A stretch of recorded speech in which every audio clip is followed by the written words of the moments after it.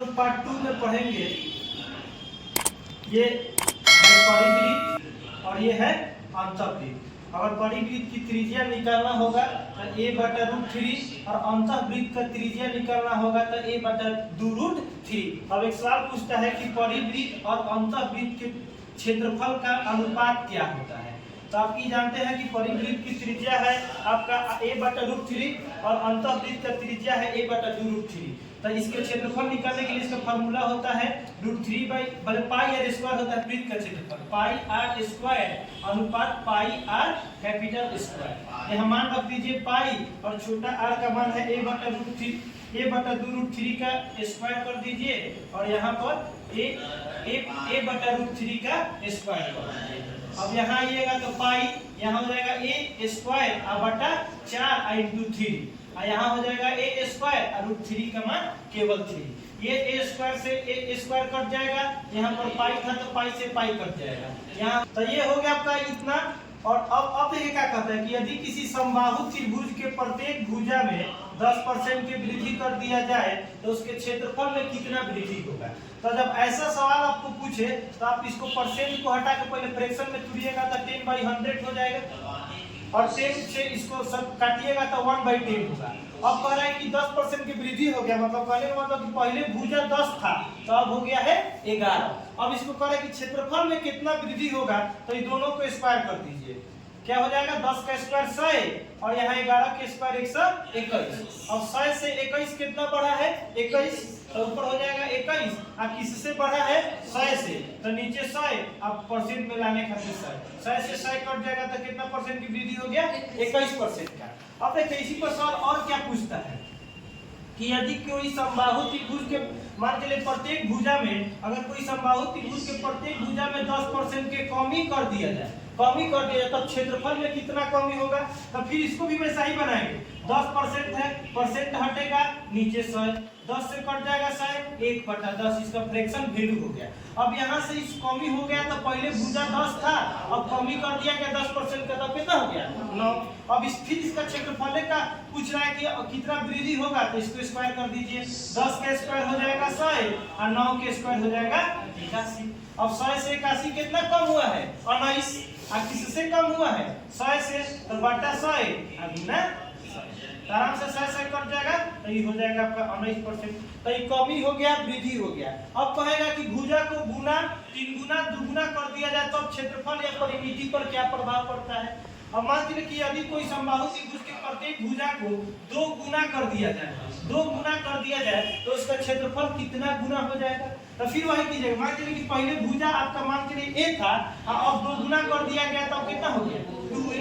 अब क्षेत्रफल कितना गुना हो जाएगा तो फिर इस दोनों को स्क्वायर कर दीजिए तो ये हो जाएगा a स्क्वायर ये हो जाएगा 4a स्क्वायर और ये स्क्वायर से स्क्वायर कैंसिल भी हो जाएगा चाहे दोनों में स्क्वायर कॉमन है तो 1a स्क्वायर है 4a स्क्वायर है तो 1 से कितना गुना है 4 गुना। तो आंसर क्या हो जाएगा कि क्षेत्रफल उसका कितना गुना हो जाएगा 4 गुना। इसका नियम ये भी होता है कि जितना गुना पूछे ना केवल उसी का स्क्वायर कर दीजिएगा तो पता चल जाएगा कि क्षेत्रफल कितना गुना है। ठीक है अब आगे चलिए। अगर इसी पर परिमाप पर पूछे कि यदि कोई समबाहु त्रिभुज के प्रत्येक भुजा को 2 गुना कर दिया जाए तो उसका परिमाप कितना गुना हो जाएगा। तो समबाहु त्रिभुज का परिमाप का फार्मूला क्या होता है 3a। तो मान लीजिए पहले भुजा a था तो उसका परिमाप 3a था। अब भुजा 2a हो गया दुगुना हो गया तो उसका परिमाप कितना हो जाएगा 6a हो जाएगा। तो 3 से 6 कितना गुना है 2a। यानी परिमाप का मतलब होता है कि जितना गुना कहेगा भुजा को बढ़ाने के लिए परिमाप भी उतना ही गुना बढ़ेगा। यानी किसी समबाहु त्रिभुज के प्रत्येक भुजा को जितना गुना किया जाएगा परिमाप उतना ही गुना हो जाएगा।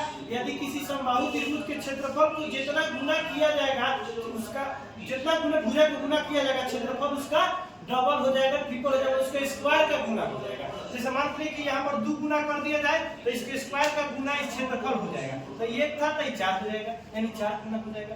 तो अब इससे पता क्या चला कि जितना अगर भुजा में गुना करेगा उतना उतना परिमाप उतना ही गुना रहेगा, और क्षेत्रफल में जितना गुना करेगा परिमाप को उतना गुना का हो जाएगा, आपका क्षेत्रफल गुना हो जाएगा। अब भाई एक समकोण त्रिभुज की एक बात और समझ लेते हैं, बस हो जाएगा। इसमें भी वृद्धि और कमी। एक समकोण त्रिभुज है, ये ए होता है, बी होता है, सी, ये इसको लंब कहा जाता है, इसको आधार कहा जाता है, और इसको कर्ण कहा जाता है। आप ये भी जानते हैं कि 90 डिग्री के सामने वाला भुजा कर्ण कहलाता है, बताए थे।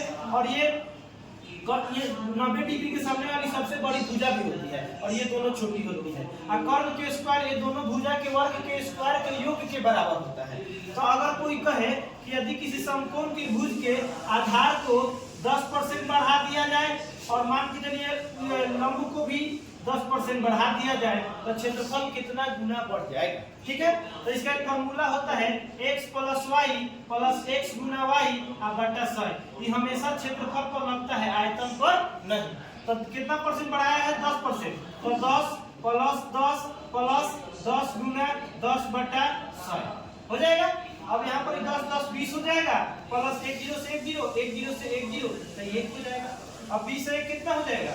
21%। ऐसा भी सवाल अब इसमें देखिए, इसी को दूसरा तरीका से हम क्यों बनाते हैं। कह रहा है कि आधार को भी 10% बढ़ा दिया जाए और इसको भी बढ़ा दिया जाए, ऊंचाई को भी 10%। तो दोनों को गुना करेगा। मान के लिए पहले 10 10 था तो उसका क्षेत्रफल कितना था? 100 था। आधार गुना ऊंचाई। अब 10% कम कर दिया गया, मतलब 9 9 हो गया, तो अब हो जाएगा 81। तो ये कितना कमी हुआ?